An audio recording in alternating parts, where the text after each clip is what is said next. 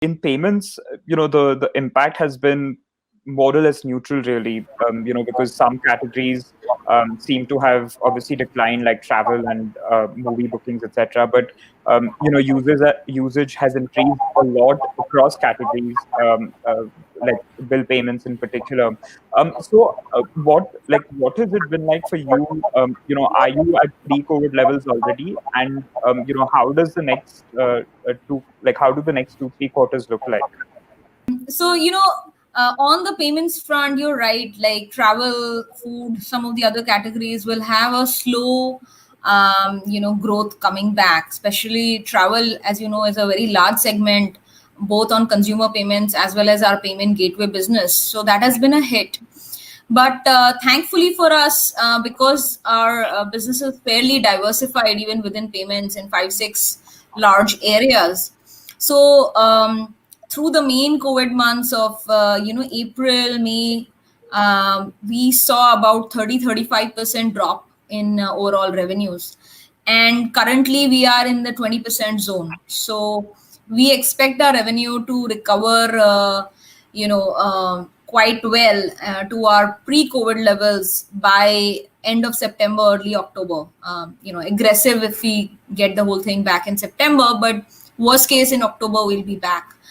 And this is our overall revenue. Now, that said, you already spoke about some sectors are overperforming because when people are completely locked in, they tend to do more things digitally. Interestingly, we've also found that even in-store payments have increased using our platform. And that's because people actually don't want to either pay in cash notes, and neither do they want to give their card to swipe in a POS machine, because you would still have to, touch the machine and enter the PIN, etc.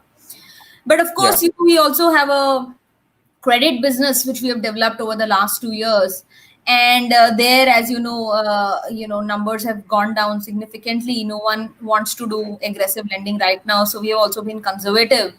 And of course, a lot of work has happened in terms of collections and moratorium and all of that, so dealing with that. So we continue to use this time very fruitfully in terms of new product development and new business launches.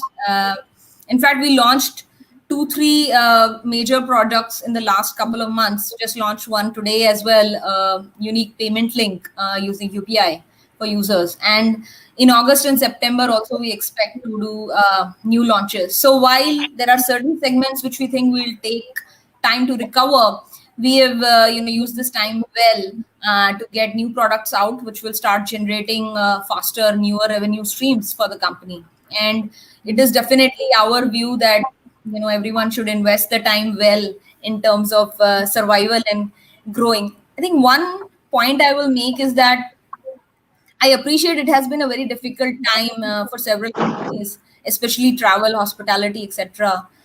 I think one of the benefits we had coming into COVID is that we were actually prepared for COVID, because in the previous financial year, which ended in March, we actually forced ourselves to become profitable. And so all the things, difficult things that people have had to do in the last 3-4 months, reducing fixed cost and deploying capital in areas which will have a faster payback.